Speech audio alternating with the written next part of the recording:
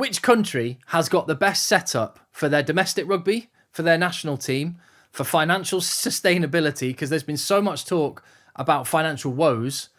The Welsh team nearly going on strike. 2 English clubs going bust this season and dropping out of the top league. And there's financial issues everywhere you look. So I thought it'd be a useful time in this little fallow week in the Six Nations to just have a look and examine how do different organisations, different unions around the world do it, and is there something we can learn from any of them? And I thought I'd start with the world's number 1 team in Ireland, and I think there's a reason why they are the world's number 1 team, and that's because of the way they organise their system. In fact, before I get into this, actually, just to say, I'm Tim, this is Egg Chasers, and I'm really hoping, if I haven't already, I will earn your subscription on this video. Please hit subscribe, like, and leave your comments as well. And to be clear, it took quite a bit of research to nail down all the information on this. So there's no doubt some of it may be slightly wrong, slightly out of date, because it's quite opaque, actually, sometimes. It's quite hard to find some of this information. Anyway, I know enough about the Irish system to know that they have 4 provinces that contribute to the Irish national team. And that is from Northern Ireland, Ulster, and from the Republic of Ireland, Connacht, Leinster and Munster. And those are part funded by the IRFU. Their players are funded by the IRFU. The provinces then top up, supplement that money with their own gate revenue, sponsorship, merchandise and all the rest of it, using their stadiums for concerts and things like that. So it's important to point out that those provinces are very well supported relative to other rugby teams in the UK and Ireland.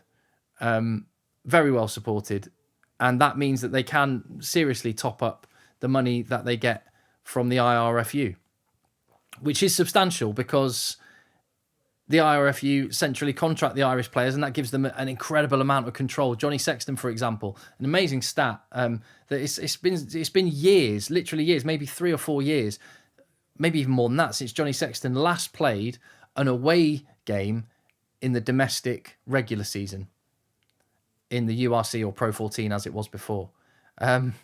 He's played a handful of games for Leinster this season. He will be used in the big games towards the end of the season, but the IRFU are able to put his importance for the national team front and centre in a way that other unions just can't.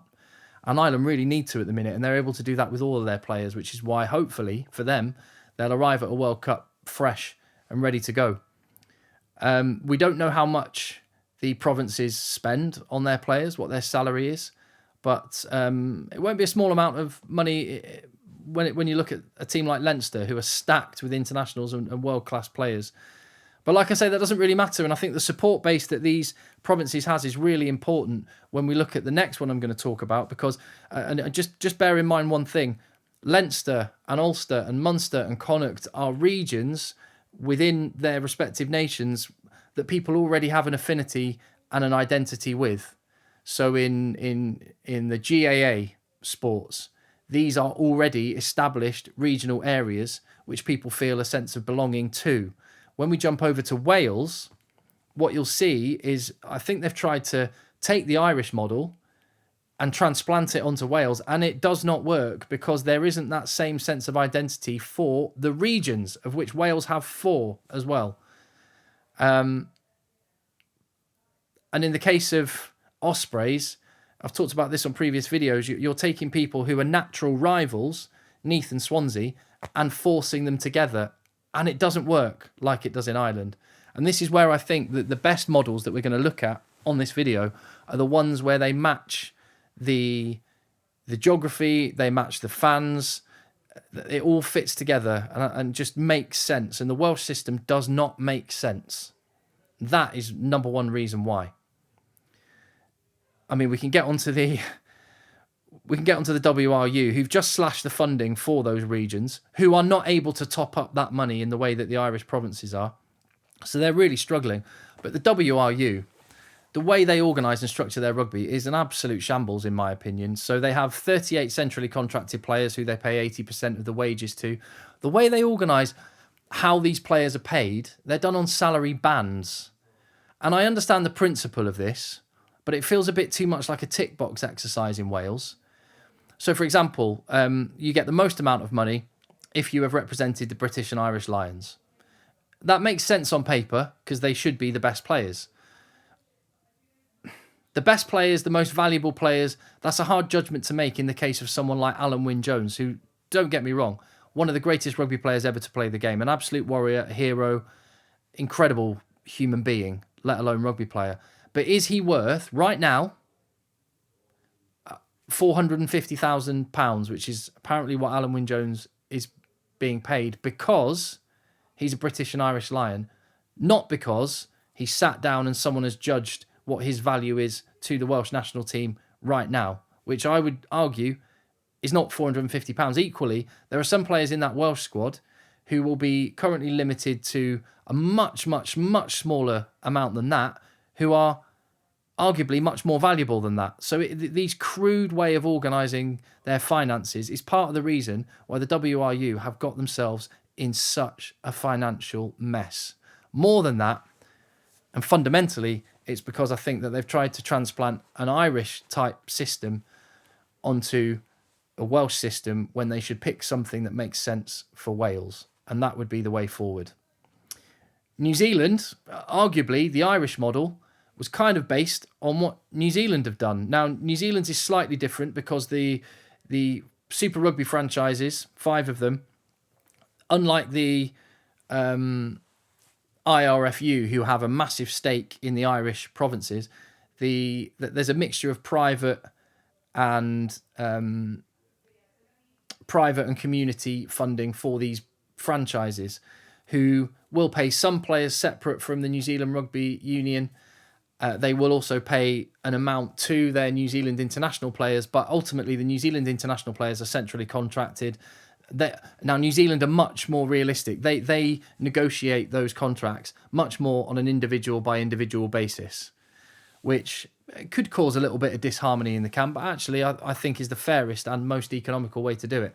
So Bowden Barrett will be being paid a lot, but all of the New Zealand international top players will be paid very handsomely to stay. And as a result, New Zealand get a lot of control over their international players. They're quite happy for them to go off and play in Japan for a year or two because they know that they're going to then get them back for the national team. And that also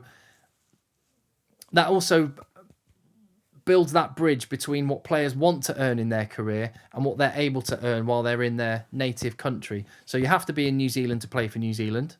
That's become an issue for players like Lau Mape, who said, right, actually, I'd rather just go and earn the money while I can than play for my country. It's a shame that players have to make that choice, but New Zealand have actually found quite a good way of navigating that, where they almost, you could basically have a check-in desk in New Zealand for players going to Japan. They're like, yeah, go get that money as long as you come back.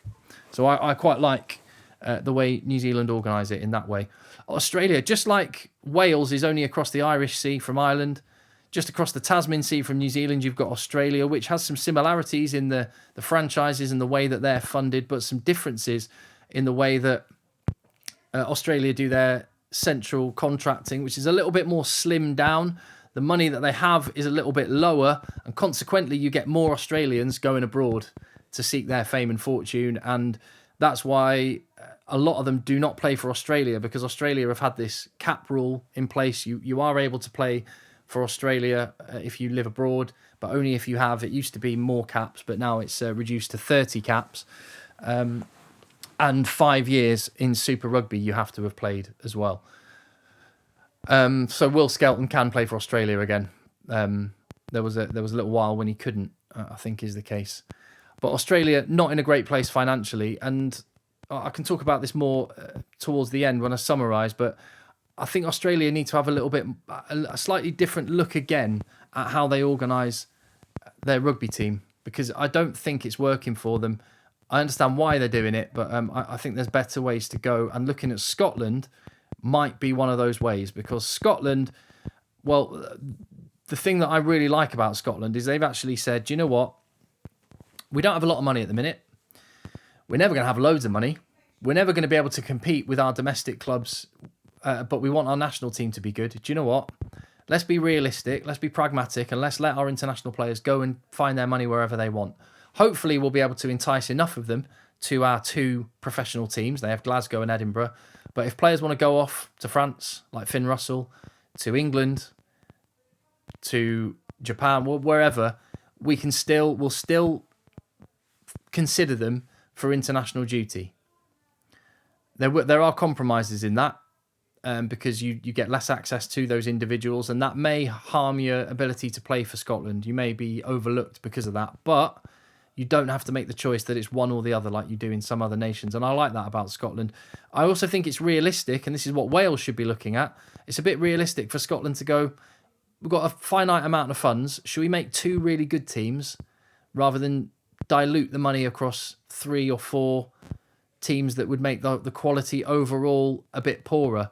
And also, because you have those 2 professional teams, there's a lot of cross-fertilisation between the coaching. Like Gregor Townsend will regularly be at Edinburgh and at Glasgow from the Scottish national setup. And I also quite like that. So Scotland doing good things at the minute. Their club teams are doing better in Europe and are improving. And their national team, as we've been seeing, is improving. The world champions, South Africa then. Well, again, much like Scotland, and I picked South Africa after Scotland because, again, they've taken a realistic, pragmatic view of how to organise their rugby, and the main feature being that they're quite happy, just like Scotland, for their players to go and play anywhere. Because the rand is weak at the minute. They're not awash with money in South Africa as a result, despite the fact that there's a massive appetite for rugby and a huge audience there. So the broadcast deals they get are really good, but not enough to keep all their players in South Africa. And why would you need to, or why would you want to, when there are so many South African players? Pretty much every club team in the world, one of their best players will be a South African, certainly in Europe and Japan. So it seems like it serves them really well. They get other wealthy individuals and corporations from around the world to pay their players a living, which means they get to invest the money they have in a more select number of South Africans and young players coming through in their country to keep this conveyor belt of relentless talent coming, and it's working for them. Obviously, it causes some logistical issues, but some of those have been helped by the fact that a lot of players are based in Europe, where and now the URC franchises are playing games in Europe as well. They also have I do like this, the pony scheme, player of national importance, or was it national interest? One of the two. I think it might be importance. And that just means they can, the little pot of money they can top up to get some of the big names back when they want them. And we've seen quite a few big name South Africans going back lately, and that's one of the ways why. So it's working for South Africa. England then. This is a league I know best. Work on it regularly. And Jack Willis there, his club went to the wall. Wasps are dropping down the leagues. They had to be frozen out of the top division along with Worcester. So 2 out of the 13 clubs in the top league went to the wall. So there's serious financial issues. There's a few more teetering on the edge. There's one top professional league, the Gallagher Premiership. There are quite a few professional teams in the league below.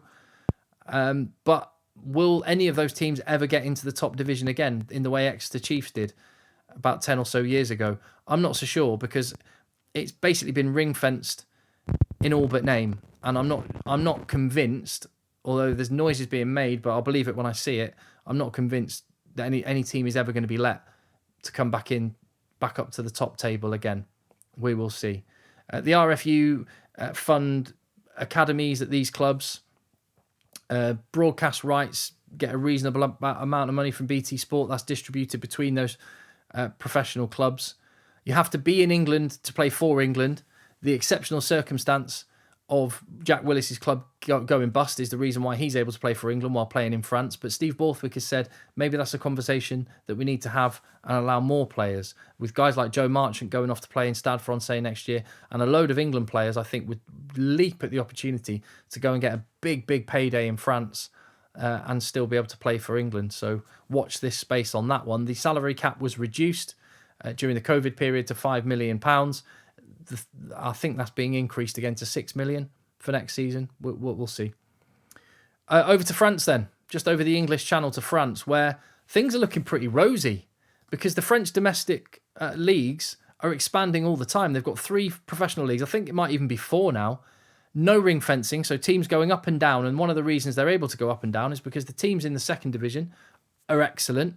You still get packed stadiums, which are partly due to the fact that the towns take ownership of the teams. So quite often they help fund the stadiums for these clubs and help the infrastructure. And also there's a lot of wealthy individuals and corporations. For example, Claremont, they have the Michelin factory right there, and the owner of Michelin, who is one of the big investors in the team.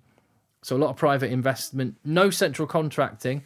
But what's quite interesting is the French Federation. One of the reasons why this French team are coming through so well at the minute, and have been the last couple of years, and one of the reasons why there are so many young French players, is the French Federation invested a lot of money from central pots to develop in youth setups, and part of that is they've put a quota system in called the GIF system, which is French. I can't remember what it stands for, but essentially it means that you have to have French-born, French-eligible, or French-eligible players in your matchday squad. I think it might be 12 at the minute, or 14, and going up to 16 next season. So in a matchday squad of 23 next season, every one of those top 14 clubs and the league below will have to have 16 players who could play for France, which is huge.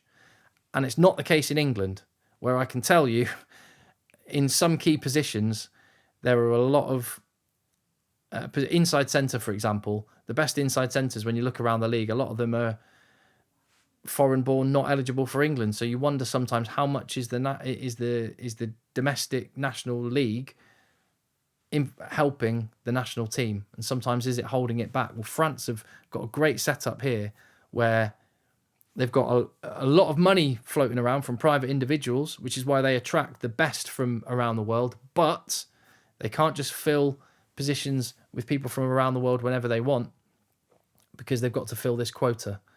The flip side of that is one of the things they're doing to get around this is some of the clubs are setting up academies on the Pacific Islands and in South African schools and such. So be wary of that one.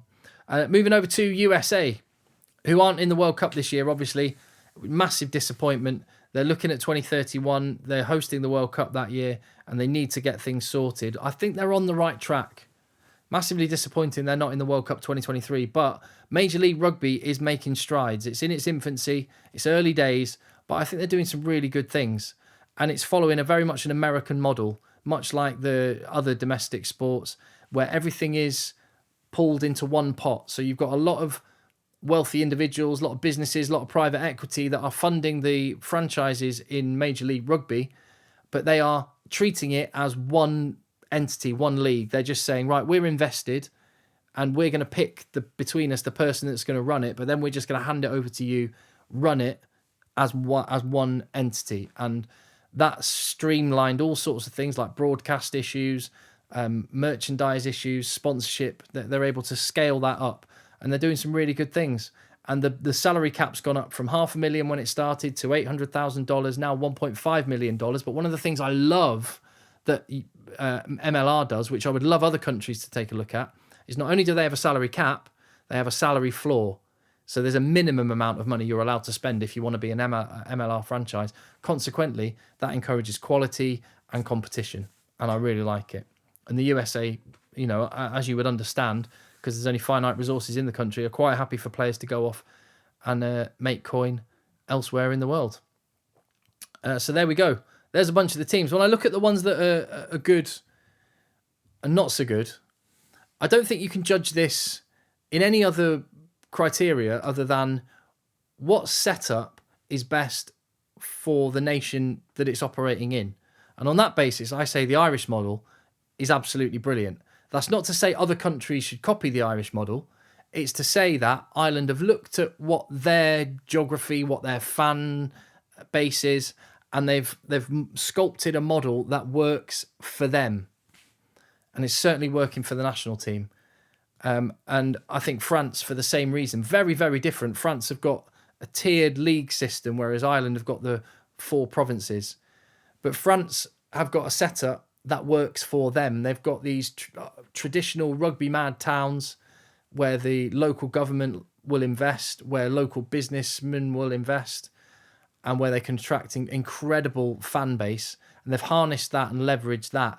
And then the French system's just added little things in. We'll make sure we get the academies coming through. In fact, every one of those clubs actually to be in the top 2 divisions has to have its own academy.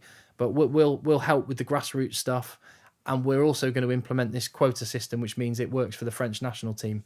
I think the USA are doing some great things for the reasons I just talked about with the MLR. It works in America. It's specific for America and South Africa, which seems like a strange thing to say because so many of their players are scattered around the globe. But I think that actually is why it works. If South Africa would try and hadn't relaxed their rule about players playing anywhere, their national team would be nowhere near as good as they are. So it's the right thing for South Africa, and other countries should take notice of these 4 and try and pick something that works for them.